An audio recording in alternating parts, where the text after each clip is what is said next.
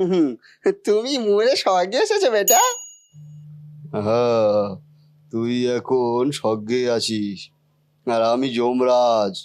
এখন বলতো, তোর এই এত বড় শরীর দিয়ে যে আমি তোকে মরতে পাঠালাম, তা তুই মরতে গিয়ে কোন পুণ্য কাজটা করেছিস?